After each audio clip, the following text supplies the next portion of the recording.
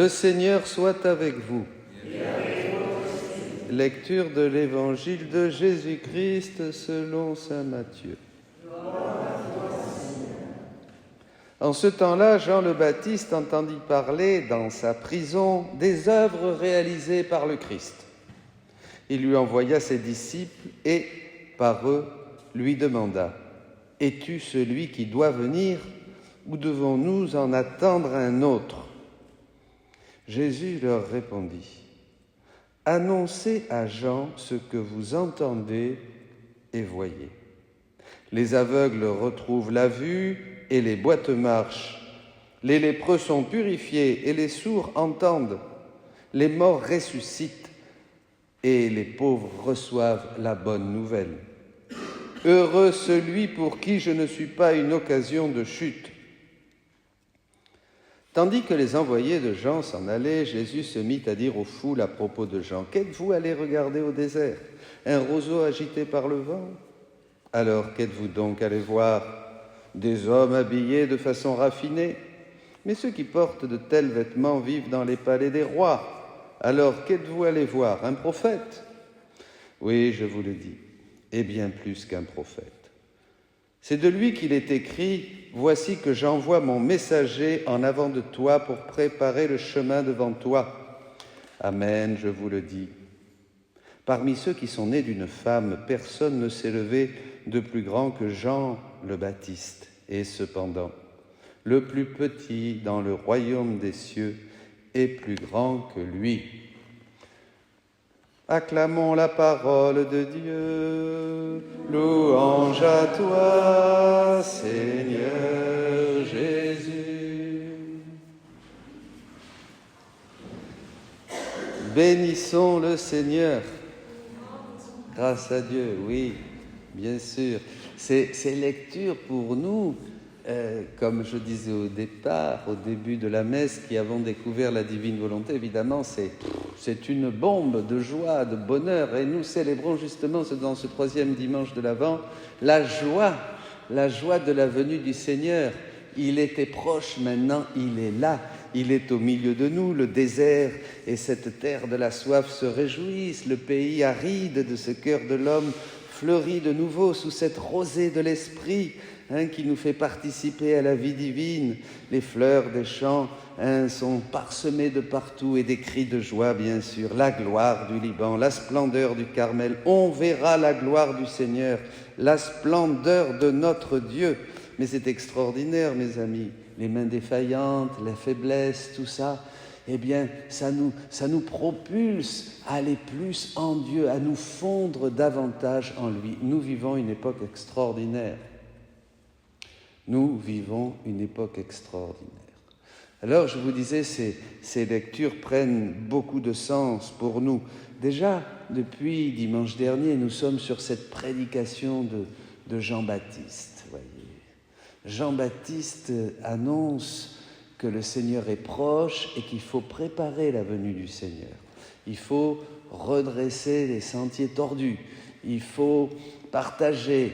Il faut se purifier. Voyez, pourquoi ? Parce qu'il vient pour justement donner la vue aux aveugles, faire entendre les sourds, mettre debout les boiteux, purifier les lépreux. C'est ce que fait Jésus. Voyez, et quand on commence dans la divine volonté, rapidement, nos yeux s'ouvrent, on boite moins, on a beaucoup plus de force, de joie, on voit, oui, beaucoup plus clair, bien sûr, on entend la parole de Dieu dans la Bible, dans les événements, dans le livre du ciel, ça nous parle, tout nous parle, on n'est plus comme tâtonnant à la lumière de petites bougies pour essayer de trouver le chemin. Vous comprenez, vous voyez ce que je veux dire ? Ça devient lumineux. Et plus on avance, plus c'est lumineux. Et ça nous fait même souffrir de ne pas pouvoir partager aux autres qui n'ont pas encore fait cette découverte. Mais c'est normal, tout le monde n'a pas découvert Jésus au même moment non plus. Donc voilà, nous en sommes là. Alors Jean-Baptiste, vous voyez, il annonce cette préparation. Le Seigneur vient. Et il y a un endroit très important dans le livre du ciel où Jésus dit à Louisa va se fondre dans la divine volonté et elle va voir ce grand vide et elle va commencer à le remplir avec les œuvres de Dieu.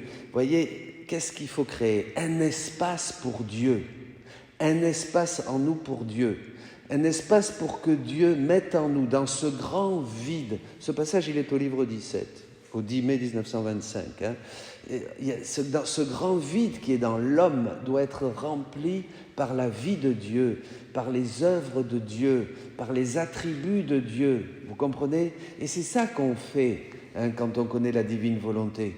On se fond dans la divinité et on s'approprie, on se remplit des attributs divins, on partage la vie divine, on fait naître dans nos cœurs et on s'approprie aussi les œuvres du Christ, etc., etc. Et tout ça, qu'est-ce que ça nous fait? Ça nous transforme.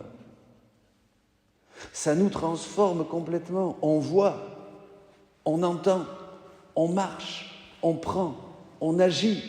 On n'est plus seulement dans une attente suppliante, voyez? On est vraiment acteur, on est spectateur et acteur, comme dit Jésus. Vous comprenez la différence? Ça change tout.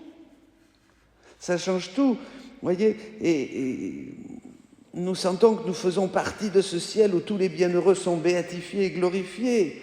La divine volonté est le vide, voyez, où doivent se trouver tous nos actes humains, doivent se trouver dans ce qui doit être fait en elle. Nous devons remplir cet espace immense avec ces œuvres nouvelles que le Seigneur nous donne de faire. Et voilà, et on comprend ce que fait Louisa. Elle se vide d'elle-même, elle se vide de tout son intérieur pour que la divine volonté dépose en elle ses œuvres, ses attributs, ses grâces, etc., etc. C'est ça, il faut, rappelez-vous Jean-Baptiste, il faut que je diminue et que lui grandisse. Il faut que je diminue et que lui grandisse. Voyez, ce règne de Jésus qui est au milieu de nous, c'est un règne spirituel. Maintenant, si on passe à l'évangile, Jésus, il y a 2000 ans, il a fait ça. On l'a ici. Vous voyez, il a fait ça, il est arrivé, Jean-Baptiste a entendu parler de lui, il était dans la prison, des œuvres réalisées par le Christ, et il envoyait ses disciples lui demander qu'est-ce qui se passe. Ces œuvres accomplies par le Christ, ça nous parle aujourd'hui, mais ça nous parle pas comme quelque chose du passé. Jésus faisait quelque chose qui nous enseigne aujourd'hui. Qu'est-ce qu'on comprend quand on est là et qu'on écoute? Oui, du temps de Jésus, il y a 2000 ans, les aveugles, voilà, allez dire à Jean ce que vous voyez, dit Jésus. Annoncez à Jean, les aveugles retrouvent la vue, les boiteux marchent, les lépreux sont purifiés, les sourds entendent, les morts ressuscitent, les pauvres reçoivent la bonne nouvelle. Ça vous change quelque chose, vous, de savoir ça? Que ça s'est passé il y a 2000 ans? Ça vous change quelque chose? Pas grand-chose. Le passé. Moi, ce qui me change, c'est que maintenant je vois, maintenant j'entends, maintenant je marche, maintenant je ressuscite à la vie divine, je ressuscite à la vie dans la divine volonté. D'ailleurs, c'est ça la vraie résurrection. La résurrection symbolise la vie dans la divine volonté.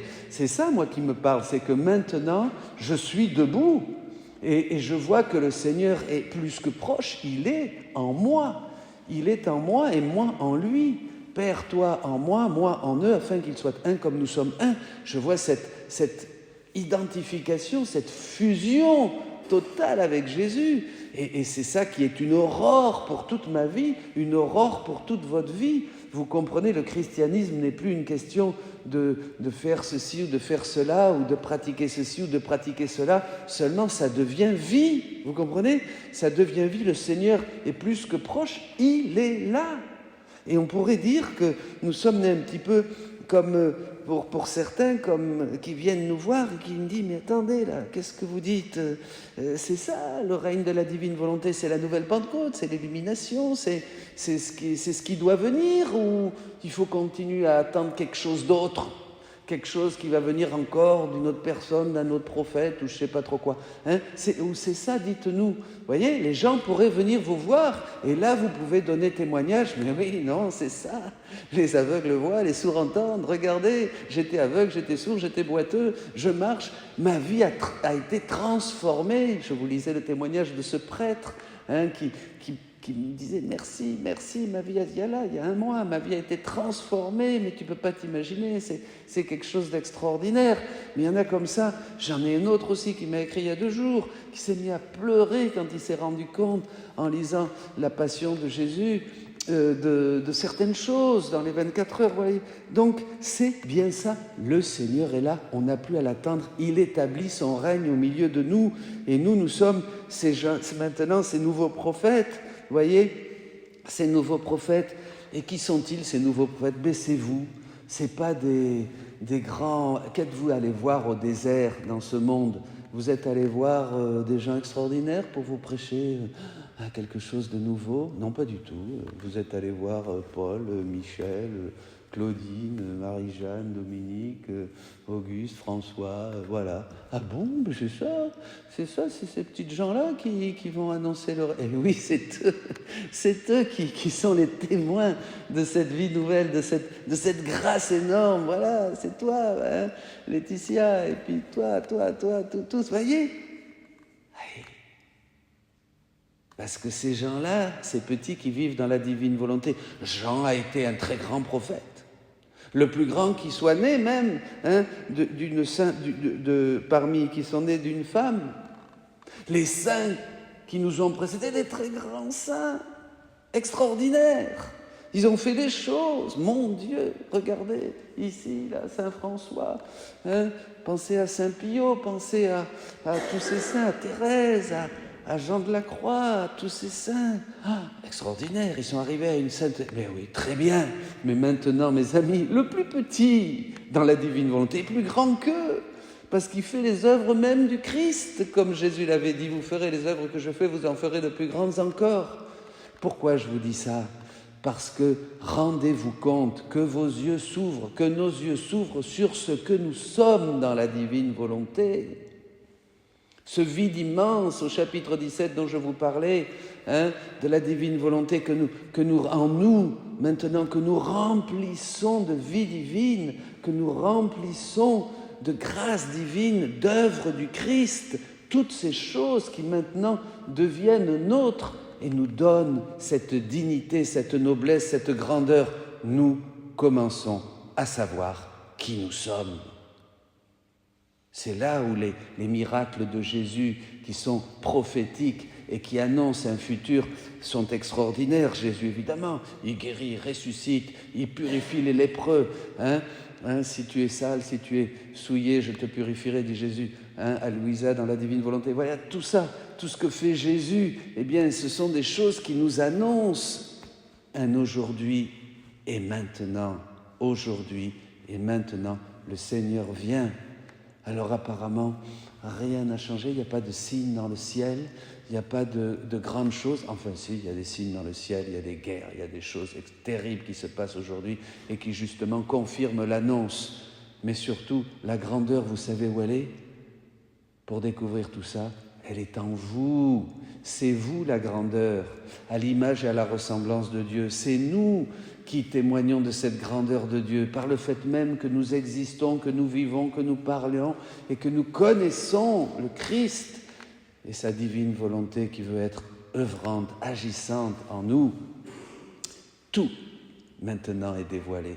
Ce petit livre de l'Apocalypse, qui est doux comme le miel et amer dans les entrailles, il nous est donné. C'est le livre du ciel, c'est ça, où Jésus dit tout ce qu'il n'avait pas dit, tout ce qu'il veut dire, tout ce qu'il veut révéler à ses enfants pour leur montrer qui il est et pour qu'eux deviennent à son image et à sa ressemblance en agissant avec lui, en travaillant avec lui. Vous voyez si c'est grand tout ça? C'est extraordinaire. Mais c'est incroyable comme la parole de Dieu. Et bien voilà, nous sommes ces petits dans le royaume des cieux, mais ces petits dans le royaume des cieux sont les plus grands.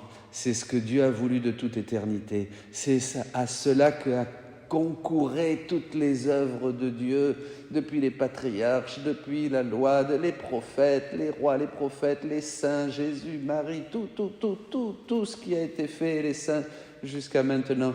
Tout ça, c'était pour retrouver son règne. Et son règne, ce sont ses enfants qui vivent dans sa divine volonté et à qui il peut partager tout. Ce sont ces petits, ces élus. Et c'est vous, c'est nous, c'est aujourd'hui, c'est maintenant. Bénissons le Seigneur. Alléluia.